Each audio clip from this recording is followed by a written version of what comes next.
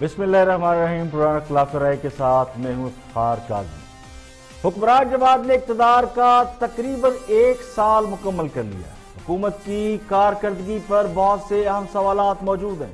پاکستان تحریک انصاف کی حکومت کو 1 سال مکمل ہونے پر وزیر اعظم عمران خان 18 اگست کو قوم سے خطاب کریں گے۔ وزیر اعظم آفس نے تمام وزارتوں اور ڈویژن سے 1 سال کے دوران حاصل ہونے والی 5 بڑی کامیابیوں کی رپورٹ کل تک طلب کر لی ہے، اور سنا یہ ہے کہ تلاش بسیار کے باوجود یہ کامیابیاں مل نہیں پا رہی۔ ممکن ہے سابقہ حکومتوں کے کامیاب منصوبوں کو ایک بار پھر اپنا بنا کر پیش کر دیا جائے۔ وزیر اعظم آفس سے جاری کردہ بیان کے مطابق وزیر اعظم عمران خان تمام وزارتوں کی 1 سال کی کارکردگی کا خود جائزہ لیں گے اور اس کے بعد قوم سے خطاب میں اس کے حوالے سے گفتگو کریں گے۔ اب حکومت کی کارکردگی پر جب بھی سوال اٹھایا جاتا رہے، یعنی اس 1 سال کے عرصے میں جب بھی حکومت کی پرفارمنس پر بات کی جاتی ہے تو انگلیاں سابقہ حکومتوں پر اٹھ جاتی ہیں، لیکن پوچھنے والے یہ تو پوچھتے ہیں کہ کوئی ایک ایسی چیز بتائیں جو پرانے پاکستان میں مہنگی تھی اور نئے پاکستان میں وہ سستی میسر ہو۔ آزادی اور عزت نفس اس میں شامل نہیں ہے۔ روپے کی طرح ان کی قدر و قیمت بھی پہلے سے کہیں زیادہ گر چکی ہے۔ پچھلے سال تو روپیہ بہت مہنگا تھا، $1 کے بدلے میں صرف 120 روپے ملتے تھے، اب 160 مل جاتے ہیں۔ تو پتہ نہیں لوگ قیمتوں میں کمی کیوں تلاش نہیں کر رہے، جن چیزوں میں اضافہ ہوا ہے ان پر غور کیوں نہیں کر رہے۔ غربت، مہنگائی اور بے روزگاری کا گراف تو اوپر ہی جا رہا ہے۔ پچھلی حکومت تو نالائق تھی۔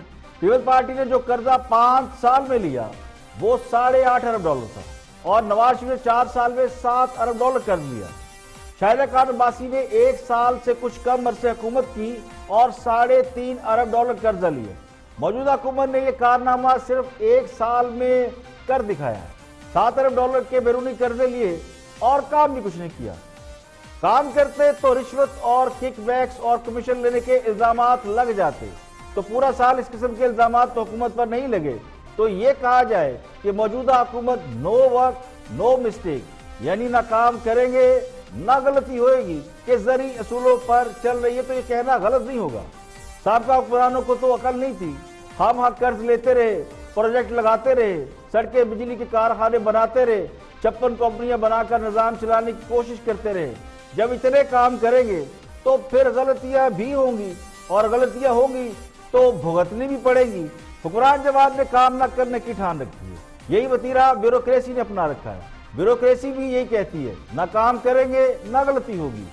جس نے کام کیا وہ تو نیب کو بھگت رہے ہیں، اور جو کام کرنے کی کوشش کرے گا انہیں خدشہ یہ ہے کہ کل کو انہیں بھی نیب کو بھگتنا پڑے گا۔ تو بہتر ہے کہ دریا میں اتر کر مچھلی پکڑنے کی بجائے خاموشی سے مچھلی کا شکار دیکھیں، اور خود سے کام کرنے کی بجائے کام کرائیں اور موج اڑائیں۔ دوسرا دیکھا جائے تو پوری قوم آج کل کشمیر کے غم میں مبتلا ہے، ریاست کے نظریے کے ساتھ کھڑی ہے۔ حکومت سے زیادہ ریاست کے مفادات مقدم ہوتے ہیں، اسی لیے اس وقت قوم کی توجہ کشمیر کی طرف ہے۔ کشمیر سیاست پر حاوی ہو چکا ہے۔ اب کوئی سیاسی تحریک چلانے کی نہ تو بات کر رہا ہے اور نہ ہی مستقبل قریب میں اس کا کوئی امکان نظر آتا ہے۔ ان حالات میں سیاسی تحریکوں کو پذیرائی ملنا بہت مشکل لگتا ہے۔ حکومت کی کارکردگی کو جواز ضرور بنایا جا سکتا ہے، لیکن مسئلہ ٹائمنگ کا ہے۔ ٹائمنگ ایسی نہیں ہے جس میں کسی حکومت کو کارکردگی خراب ہونے کی بنیاد پر گھر بھیجا جا سکے، یا ان سے یہ کہا جائے کہ جناب کام نہیں ہوتا تو گھر جائے۔ اپوزیشن جماعتوں کے مقدر کا ستارہ ہاں صاحب کی قسمت کے ستارے کو ابھی تک ہلا نہیں سکا، اور کشمیر کے مسئلے نے حکومت کی خراب کارکردگی اور تمام خامیوں کو چھپا لیا۔ لیکن کیا اس سے مسائل ختم ہو جائیں گے؟ مسائل اور بڑھتے رہیں گے۔ حکومت نے بیرونی قرضوں کی ادائیگی کے لیے مزید قرضے لے رکھے ہیں۔ ان قرضوں کو اتارنے کے لیے کوئی حکمت عملی، کوئی پالیسی نظر نہیں آتی۔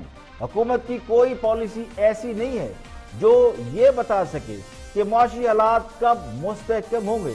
ان حالات میں بھارت کے ساتھ معاملات بگڑ گئے، جس کا خدشہ ظاہر کیا جا رہا ہے کہ بھارت کوئی نہ کوئی ایسی حرکت ضرور کرے گا جس سے حالات خراب ہو سکتے ہیں، اس سے معاشی دباؤ اور بڑھے گا، اور جنگوں کے بارے میں سب جانتے ہیں. جنگیں پیسوں کے بغیر نہیں لڑی جاتی. جنگوں کے اپنے اخراجات ہوتے ہیں.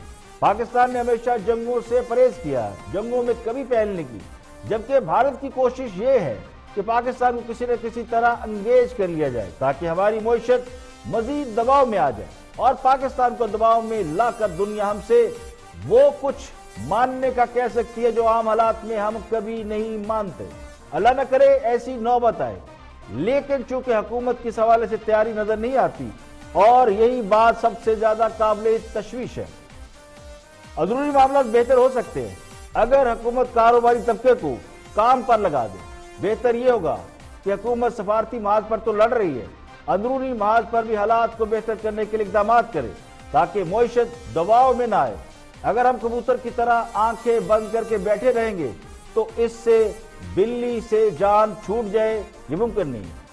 اب ذرا حکومت کی ایک سالہ کارکردگی پر، جیسا میں نے اپنے ابتدائیے میں کہا، اور کشمیر کا مسئلہ بھی ہم نے اس پہ بھی بات کرنی ہے. ہمارے ساتھ موجود ہے سابق اٹارنی جنرل عرفان قادر صاحب، ان سے جانتے ہیں. عرفان قادر صاحب، دو بڑی اہم چیزیں ہیں. ایک تو حکومت کی 1 سال کی کارکردگی ہے، اور دوسرا ایک بہت بڑا مسئلہ ہے جس میں اب پوری قوم کا فوکس کشمیر ہے. تو آپ سمجھتے ہیں کہ کشمیر کے مسئلے کی وجہ سے حکومت کی جو کارکردگی ہے وہ ذرا پیچھے رہ گئی ہے؟ جی بالکل صحیح فرما رہے ہیں کہ اس وقت جو حکومت کی کارکردگی ہے اس سے تو فوکس سب کا ہٹا ہوا ہے، بیکاز اس وقت تو ساری قوم جو ہے وہ کشمیر کی طرف دیکھ رہی ہے. اور اب جو اجلاس ہو رہا ہے سیکیورٹی کونسل کا، آج یہ جو کنسلٹیٹو میٹنگ ہے، اس پہ بھی خبریں آنی شروع ہوں گی اب کہ اس کی جو ڈیلیبریشنز ہیں وہ کیا رخ اختیار انہوں نے کیا ہے. تو ان ساری چیزوں کو دیکھتے ہوئے فی الحال جو ایکسٹرنل صورتحال ہے پاکستان کی، اس طرف زیادہ توجہ ہے، اور اس وقت حکومت کی کارکردگی کی طرف توجہ کم ہو گئی ہے. لیکن حکومت ایٹ دا سیم ٹائم اپنی کارکردگی اچھا کرنے کی کوشش ساتھ ساتھ اپنی طرف سے کرتی رہتی ہے. اس سے یہ ہوا کہ وہ جو یونٹی ہوتی ہے ایک اپوزیشن میں اور حکومت میں، ان میں آپس میں ایک بہت بڑی ڈیوائڈ ہمیں نظر آتی ہے. اور یہ جو جوائنٹ سیشن ہوا تھا پارلیمنٹ کا، اس میں بھی جو آپس کی ریشہ دوانیاں ہیں وہ بھی ساتھ ساتھ وہ ہائی لائٹ ہوتی رہیں.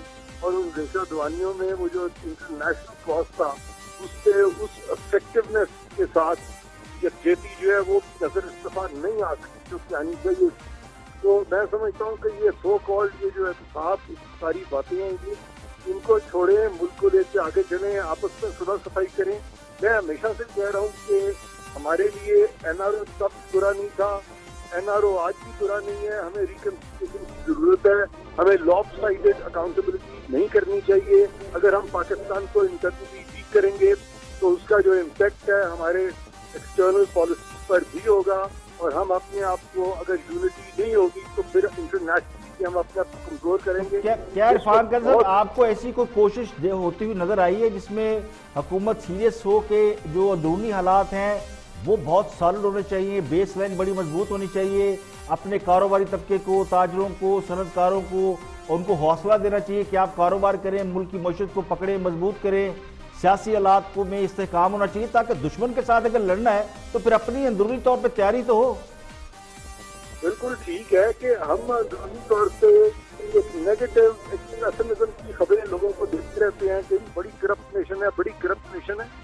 کوئی ہم کرپٹ لوگ نہیں ہیں، ہم اچھے لوگ ہیں. صرف ہم لوگ جو ہیں ہم مس انڈرسٹوڈ ہیں، آپس کی ہماری مس انڈرسٹینڈنگ ہے جن کو کہ ہم اس حد تک دے جاتے ہیں کہ بجائے کہ ان مس انڈرسٹینڈنگ کو ریموو کریں ہم ایک دوسرے پہ الزام تراشی شروع کر دیتے ہیں، اور اب انٹالرنس کی وجہ سے ہم ایک دوسرے کے خلاف بولنا شروع کر دیتے ہیں. اور اس کا نتیجہ یہ نکلتا ہے کہ پاکستان ایک ڈس رے میں آ گیا، ایک ڈس یونٹی کا ایک عنصر سامنے نظر آتا ہے. سب سے ضروری بات یہ ہے کہ ہمیں آپس میں ہم آہنگی پیدا کرنی ہے تاکہ جو بیرونی جو فرنٹ ہے وہاں پہ ہم ایک یونیفائڈ اسٹریٹجی کے ساتھ، ایک یونیفائڈ طریقے سے اکٹھے یکجہتی کے ساتھ ہم دشمنوں کا یا ہمارے جو مخالفین ہیں ان کا مقابلہ کر سکیں.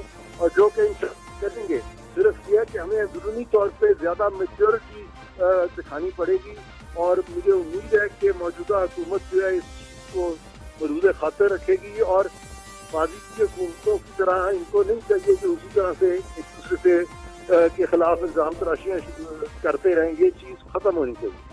ٹھیک ہے، یہ مجھے بتائے کہ جب ملکی معاملات ہوتے ہیں، ملکی مفادات ہوتے ہیں، نیشنلزم کی بات ہوتی ہے تو کیا اس وقت بھی آپ اپنے سیاسی ایجنڈے کو اپنے سامنے رکھتے ہیں یا اس وقت آپ سیاسی ایجنڈے کو ایک سائڈ پہ رکھ دیتے ہیں؟ اب یہ دیکھیے آپ کہ آپ بڑا اچھا آپ نے سوال کیا کہ ہم اپنے شارٹ ٹرم ایجنڈاز کو، جیسے کہ ابھی ہندوستان میں مودی نے کیا کہ انہوں نے اپنی سیاسی ایجنڈے کو سامنے رکھتے ہوئے ایک ایسے ایشو کو پھر سے انٹرنیشنلی ہائی لائٹ کر دیا جو کہ انٹرنیشنلی اتنا زیادہ لوگوں کی نظروں میں نہیں تھا، اور وہاں پہ مودی صاحب جو ہے وہ اپنی سیاسی ایجنڈے کو لے کے چل رہے تھے بس ہم شارٹ ٹرم گیم، اور آپ دیکھیے گا کہ یہ چیز جو ان کو بومرینگ کرے گی۔ اسی طرح پاکستان میں بھی جو حکومتیں ہیں ان کو شارٹ ٹرم سیاسی ایجنڈوں کو پسے پشت ڈالنا چاہیے اور لانگ ٹرم ملکی مفاد کو سامنے رکھنا چاہیے۔ اور جس طرح اگر آپ دیکھیں تو یہ جنرل مشرف کا جو پیریڈ تھا آپ نے دیکھا کہ، اور پیچھے اس کے بعد بھی کچھ پرائم منسٹر آئے، تو میں سمجھتا ہوں کہ اس وقت میاں نواز شریف کی جو 3 حکومتوں میں جو آپس کی چپکلش چل نکلی تھی، میں سمجھتا ہوں اگر وہ حکومت نہ بچاتے اور وہ حکومت چلی جاتی اور جانے دیتے، پرواہ نہ کرتے ہیں، کہتے میں استعفیٰ دے دیتا ہوں، میں چھوڑ دیتا ہوں، تو ان کی ساٹھ زیادہ بہتر ہو سکتی تھی۔ اسی طرح بہت سارے ہمارے دوسرے جو سیاستدان ہیں جو حکومت سے آتے ہیں اور وہ کلنگ کرنے کی کوشش کرتے ہیں تو اس سے ان کی ساٹھ بہتر نہیں ہوتی، تو ہمیں اصولوں کی خاطر چھوڑ دینی چاہیے اس طرح سے ہوتے، اور اپنے مخالفین کو پن ڈاؤن کرنے کی زبردستی اگر ہم سے حکومت نہ بھی چل رہی ہو تو ہم چلاتے رہتے ہیں یہ سوچ کے کہ ہم پتہ نہیں کتنا کمال کریں گے یا کتنی اسٹرانگ گورنمنٹ بن جائے گی، تو گورنمنٹ جس طرح کھوکھلی رہتی ہیں، تو اصولوں سے سمجھوتے نہیں ہونے چاہیے، لانگ ٹرم پالیسی ہونی چاہیے، شارٹ ٹرم گیمز کی طرف نہیں دیکھنا چاہیے، اور ملکی مفاد جو ہے وسیع تر مفاد ملک کا دیکھنا چاہیے، اور یہ چھوٹی چھوٹی پیٹی باتیں جو ہے جس طرح ہم مائکرو، کیا یہ ممکن ہے کہ جو قوتیں ہیں اس ملک کی اسٹیک ہولڈر ہے، بہت سی قوتیں میں بھی جانتا ہوں آپ بھی جانتے ہیں، کیا ان کا کوئی رول بنتا ہے کہ ہم یہ دیکھتے ہیں کہ سیاسی جو حکومت ہے ہماری وہ الگ ریلیاں نکال رہی ہے، وہ الگ ایجیٹیشن کر رہی ہے، اپوزیشن الگ ریلیاں نکال رہی ہے، تو یونٹی کہیں نظر نہیں آتی، تو کیا وہ قوتیں جو ظاہر ہے ہمیشہ سے اس ملک کی خیر خواہ رہی ہیں اور وہ سوچتی ہے بڑا ڈیپ تھاٹ کہ کیا ہونا چاہیے کیا نہیں، کیا وہ بٹھا سکتی ہیں ان دونوں کو کہ بھائی بیٹھ کے مل کے کوئی اپنا ایک لاہے عمل اختیار کرے اور میسج جو بھی دے وہ ایک پلیٹ فارم سے جانا چاہیے؟ میں آپ سے بالکل متفق ہوں کہ وہ قوتیں جو کہ ایک ہمیشہ اپنا رول پلے کرتی ہیں اس طرح کے حالات میں، ان کو اب بھی ایک مثبت رول پلے کرنا ہے اور ان کو ایک پلیٹ فارم پہ لانا ہے، ان کو اکٹھا کرنا ہے، اور یہ جو ڈویژن ہے اس سے ان کو نکالنا ہے تاکہ یہ سارے مل کے تو ملک کے ملکی مفاد میں آگے جا سکیں۔ اور میں سمجھتا ہوں کہ یہ بالکل ان کو اس چیز کا ادراک ہے ان قوتوں کو، اور آنے والے دنوں میں آپ دیکھیں گے کہ مجھے امید ہے اور مجھے یقین ہے کہ وہ تمام ہمارے جو سیاسی جو ریشہ دوانی ہیں ان کو ختم کرانے میں وہ رول بھی پلے کریں گے، اور اس طرح سے ایک رول تو ہمیں نظر آیا نا کہ جب پارلیمنٹ کے اندر پرائم منسٹر پہلے جوائنٹ سیشن میں آئے تو وہ تھوڑا سا ان کے جو انہوں نے جو سپیچ کی اس سے لگا کہ وہ بہت زیادہ انرجیٹک نظر نہیں آئے، لیکن جو آزاد کشمیر اسمبلی میں جب وہ گئے تو بالکل ڈیفرنٹ انہوں نے ایک سپیچ کی اور جس کو بہت سراہا بھی گیا، تو جو اس سے نظر آتا ہے کہ پھر کہیں نہ کہیں سے کوئی ایسی ہمارے پاس وہ تو چابی ہے نا، جب ہم دیتے ہیں تو پھر وہ ظاہر ہے اس کے اندر انرجی آتی ہے۔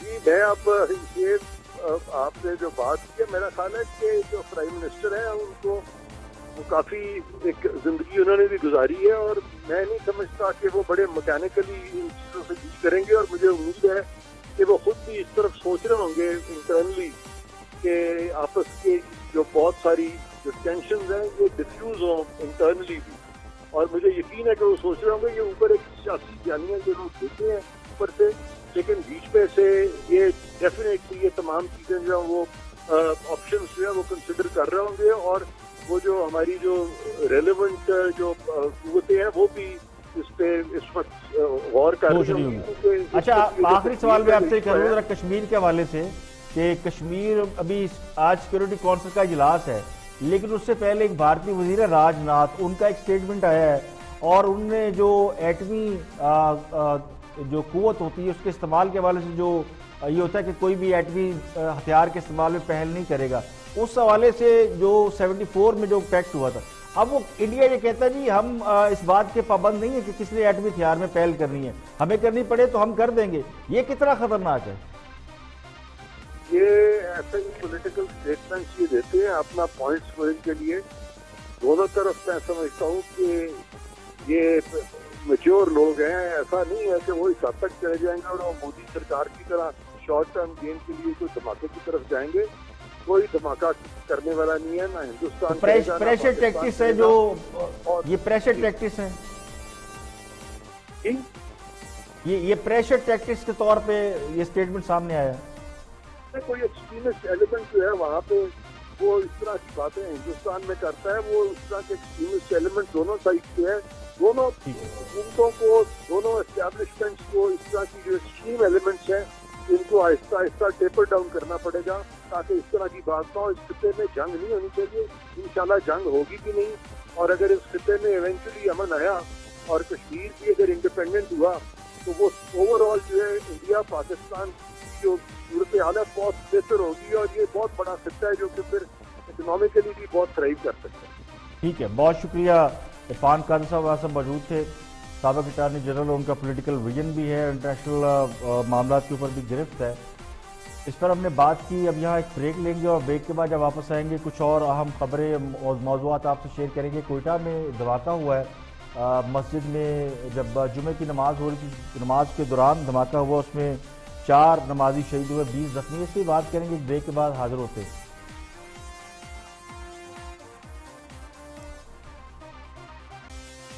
Welcome back. آپ دیکھ رہے ہیں پروگرام اختلاف رائے اور میں افتخار کاظمی. بریک کے بعد حاضر. خدمت سلامتی کونسل کی ایک اہم میٹنگ آج ہو رہی ہے اور اس میٹنگ میں کشمیر جو ہے وہ ایجنڈے پہ ہے.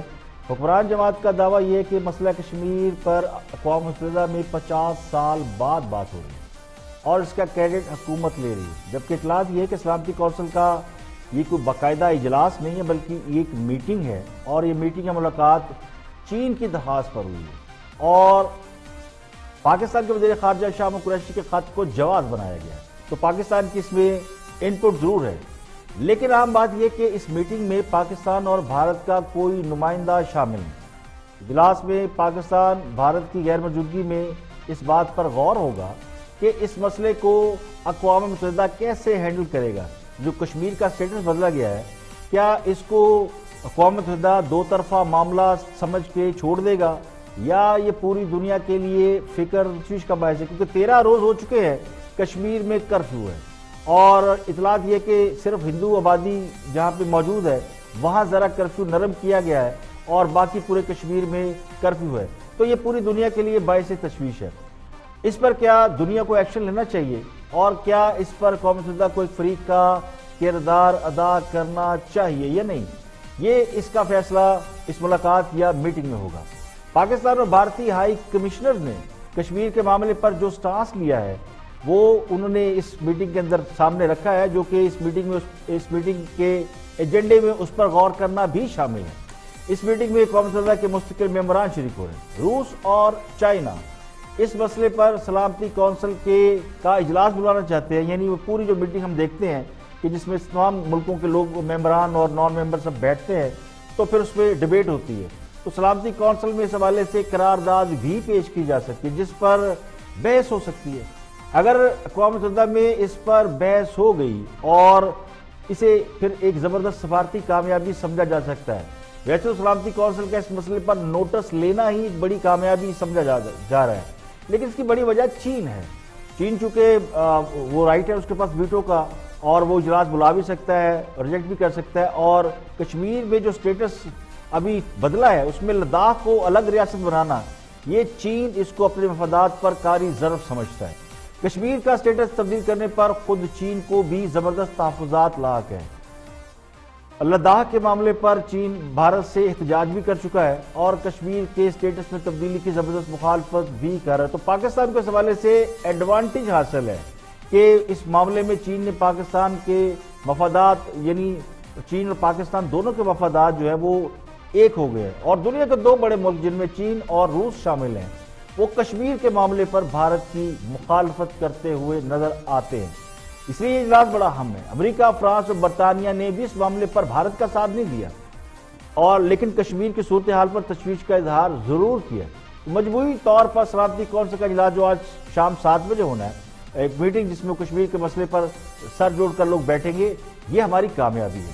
اگر باقاعدہ بڑا اجلاس بلایا جاتا ہے تو امکان یہ ہے کہ اس میں ہمارا پلڑا بھاری رہے گا، کیونکہ تمام ممالک ایسے ہیں جنہوں نے کشمیر کے مسئلے پر تشویش کا اظہار کیا، اور 13 روز سے ایک 80 لاکھ سے کوئی کروڑ کی آبادی ہے کشمیر کی، جہاں یہ نہیں پتا کہ لوگوں کو کھانے پینے کی اشیاء میسر ہے نہیں ہے، بچوں کو دودھ مل رہا ہے نہیں مل رہا، اور اس کے علاوہ سب سے اہم بات یہ کہ لوگ کس حال میں ہیں، زندہ ہے نہیں ہے، یہ اس پر پوری دنیا کو تشویش ہے. پاکستان نے یہ معاملہ عالمی سطح پر اٹھا رکھا ہے، اور آج اقوام متحدہ کی میٹنگ میں جب اس پر بات ہوگی تو ان سب باتوں پر کو زیر غور لایا جائے گا. پاکستان کے ہائی کمیشن نے بھی پوری صورتحال کی ایک پکچر بنا کے پیش کر دی ہے، بھارت نے بھی اپنا موقف دیا ہے، اور اہم بات یہ کہ اس میں جو اقوام متحدہ کا مبصر مشن ہے اس نے بھی اپنی انپٹ دی ہے کہ کشمیر کی کیا صورتحال ہے. تو امید کی جا رہی ہے کہ وہ غیر جانبدار رپورٹ ہوگی، اور اس میں کشمیریوں کے حوالے سے کشمیریوں کے ساتھ جو کچھ بھی ہو رہا ہے وہ ظاہر سوشل میڈیا پہ موجود ہے، اور وہ ہم اور آپ بھی بتاتے رہتے، تو اس پہ بھی غور ہوگا. اب آگے بڑھتے ہیں جی. آزاد کشمیر کے صورتحال پہ ہم نے بات کر لی. آزاد کشمیر میں خطاب کرتے ہوئے پرائم منسٹر پاکستان جناب وزیر اعظم عمران خان نے کہا تھا کہ مودی وہ ہٹلر کو فالو کر رہے ہیں. اب ہٹلر کے حوالے سے بہت سی چیزیں ابھی ایسی ہیں جو کہ ڈسپیوٹڈ ہیں. ہٹلر نے یہودیوں کے پیچھے یعنی یہودیوں کا قلع قمع کیا تھا اور یہودیوں کو مارا تھا.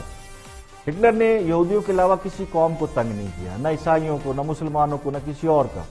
لیکن ہٹلر اس وجہ سے پوری دنیا میں وہ ایک سمبولک ہے کہ جی وہ بڑا ظالم آدمی تھا جس نے جینوسائیڈ کیا اور جس نے اتنے لاکھوں یہودی مار دیے، اور بالآخر یہودی پوری دنیا سے محدود ہوئے، سکڑے، اور جا کے فلسطین کے کنارے جا کے آباد ہوئے. اب دوبارہ اسرائیل طاقت پکڑا، اب یہودی دوبارہ طاقتور ہوئے. تو بنیادی طور پہ تو اس وقت ہٹلر کو بہت سے لوگ نجات دہندہ بھی سمجھتے تھے، لیکن چونکہ ہٹلر کے حوالے سے ایک اور بات ہے کہ ہٹلر ایک سوچ کا نام ہے، یعنی ایک ایٹیچیوڈ کا نام ہے. اب اس کو کسی اور حوالے سے ہم دیکھتے ہیں، چونکہ وزیر اعظم نے کہا ہے کہ مودی ہٹلر کو کاپی کر رہے ہیں، کچھ اور لگتے تھے مسولینی کاپی کرتے. 2013 میں جب الیکشن ہونے والے تھے تو اس وقت بھی اس پہ بات ہوئی تھی. اروندھتی رائے بہت سینئر جرنلسٹ ہے، تو انہوں نے بھی ایک تھیسس پیش کیا تھا. یہ تھیسس آج کل سوشل میڈیا پر موجود ہے. خان صاحب نے کیوں اس کو ہٹلر قرار دیا اور اس کے پیچھے کیا سوچ تھی، میں چاہتا ہوں کہ آپ اروندھتی رائے کا وہ کلپ دیکھیں اردو ترجمے کے ساتھ. اگر آپ کو وہ دکھائی دے تو آپ وہ سن سکتے ہیں کہ مودی کا بیک گراؤنڈ کیا. And now there's a campaign for the free speech of Narendra Modi, but I just want to tell you who this man is. He was a member of an organization called the RSS, which is the Rashtriya Swayamsevak Sangh, which was set up in 1927, inspired by the fascists in Italy, inspired by Mussolini. One of their greatest heroes is Adolf Hitler. They very openly praise Adolf Hitler, and I'll read you some of the things that their books say. In 2002, when Modi was the chief minister,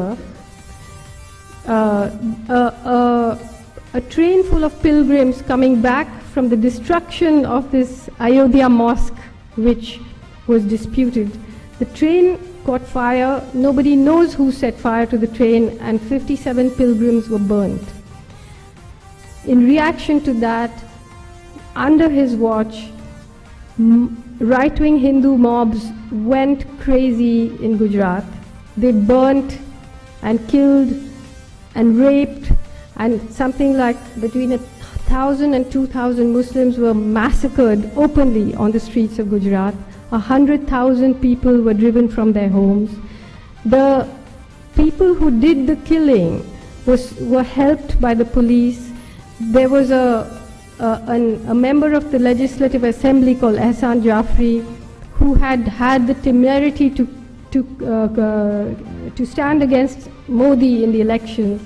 His house was surrounded by a mob of 20,000 people. He made something like 200 phone calls asking for help. The police vans came there and went away. They didn't do anything. The mob surrounded the house. Ehsan Jafri came down and said, look, there were many people sheltering in his house. He came down and he said, look, do what you like to me, but let the women be, let the people who are taking shelter in my place be. They cut off his arms, they cut off his legs, they dragged his body around the place, and then they killed all the people there. They raped the women and they burnt them alive. So, and Modi said, well, if there's an action, there'll be a reaction. And this man is now the front runner to be the Prime Minister of India. And I just want to read you some of the things that the organization to which he belongs say. These are some excerpts from a book called We or Our Nationhood Defined by M.S. Golwalkar, who succeeded Dr. Hedgewar as head of the RSS in 1940. Ever since that evil day when Muslims first landed in Hindustan, right up to the present moment, the Hindu nation has been gallantly fighting on to take on these despoilers. The race spirit has been awakening. In Hindustan, the land of Hindus, lives and should live the Hindu nation. All others are traitors and enemies to the national cause. RSS के जो सरबराह थे, RS बगीवाल something उनका नाम था, उसकी किताब का एक इक़्तिबास पढ़ रही हैं जिसमें वो बता रही हैं कि हिंदू जो है सिर्फ वही भारत में रहने के हकदार है, और जो हिंदू के अलावा दूसरी कौमियतें हैं वो ना हिंदुस्तान में अगर रहना चाहती है तो उनकी कोई वो नहीं होगी, आइडेंटिटी नहीं होगी, यानी वो सुपीरियर नहीं होंगे, हिंदू ही सबसे ज़्यादा सुपीरियर होंगे, जैसे सेकुलरिज्म है। लेकिन ये किताब के हवाले से उन्होंने जो RSS के एक सरबराह थे उन्होंने लिखी, और वो ये कहते हैं कि मुसलमानों ने हिंदुस्तान में जब कदम रखा तो ये एक बड़ा मनहूस दिन था। उस दिन से हिंदू कौम जो है वो मुसलमानों के खिलाफ लड़ रही है और आज तक लड़ती आ रही है। इसलिए हिंदुओं में कौमियत का एहसास अब आहिस्ता आहिस्ता जाग रहा है और हिंदुस्तान में हिंदू रहते हैं और हिंदू ही रहने चाहिए, और इसी सोच को लेके मोदी आगे चल रहे हैं। और अभी हम देखते हैं कि वो कहते हैं कि जो हिंदुस्तान में रहना चाहता है बगैर कोई हक मांगे, बगैर कोई रियायत मांगे, ना उसका कोई राइट्स हो, तो इसलिए जर्मनी ने यहूदियों से मुल्क को पाक करके दुनिया को हैरान कर दिया। तो अब उस वहाँ पे जर्मन में कौमियत का एक फ़ख्र है, तो ये हिंदुस्तान में हमारे लिए बड़ा अच्छा सबक है। और दूसरी बात ये कि मोदी को क्यों एक्सेप्टेंस हासिल है कि मोदी साहब बहुत सी सरमायाकारी लेके आते हैं, और जो अगर आप पैसा आपके पास है तो फिर थोड़ी बहुत वो समझते हैं कि अगर ज़्यादती भी हो रही है तो वो जो है वो काबिल कबूल है। तो ये एक पूरा थीसिस है जो अरब की राय का क्लिप आप भी देख सकते हैं, मौजूद है। ये तकरीबन 2013 में उन्होंने कहा, और फिर हमारे वज़ीर पाकिस्तान ने भी इस पर बात की। ये एक बड़ा सीरियस सब्जेक्ट है कि जो भारत में हुक्मरान हैं उनकी जहनीत क्या है। वो इसमें जो भारत में रहने वाले लोग हैं शायद वो इसको वो अपनी जगह अलग सोचते हैं, वो समझते हैं कि चूँकि हम हिंदू हैं और ये हिंदुस्तान को हिंदुओं ही की रियासत के नाम से जानना चाहिए, और बाकी जो कौमियतें हैं वो रह सकती हैं लेकिन उनके कोई राइट्स उस तरह नहीं होंगे जो हिंदुओं के राइट्स हैं। तो ये एक पुरानी सोच है जो कि RSS में 1940 से भी पहले से चली आ रही है, और अब मोदी साहब उसके बिल्कुल यानी करंट उसके वो प्राइम मिनिस्टर की तरफ से, तो भारत में ये सोच इस वक्त वो लागू करना चाहते हैं। प्राइम मिनिस्टर पाकिस्तान ने इसी सोच के तहत कि ये जर्मन का मॉडल उन्होंने अपनाया हुआ है। जर्मन में हिटलर ने पूरे जर्मन से यहूदियों को निकाल दिया था, जिसके बाद वहाँ सिर्फ जर्मन रह गया और जर्मन को आइडेंटिटी मिली। तो आज जर्मन कह सकते हैं कि हिंदुस्तान हमारा मुल्क है और ये जर्मन हमारा मुल्क है। इस तरह वो सोचते हैं कि अगर हिंदुस्तान से बाकी कौमियतों को निकाल दिया जाए, खासकर मुसलमानों को चूँकि मेजॉरिटी में है, तो फिर उन्हें कोई चैलेंज करने वाला नहीं होगा। ये था आज का प्रोग्राम जी। कल फिर आपसे मुलाकात होगी मज़ीद खबरों, तबसरों, तजज़ियों के साथ। आप हमें सोशल मीडिया पर हमारे पेजेस पे भी अपना फीडबैक दे सकते हैं, यूट्यूब पे इस प्रोग्राम को दोबारा देख सकते हैं, फेसबुक, इंस्टाग्राम और ट्विटर पर भी पेज मौजूद है इख्तिलाफ राय के नाम से भी, और पाकिस्तान मीडिया के नाम से ट्विटर पर मौजूद है। अपना बहुत बहुत ख्याल रखिएगा। इजाज़त।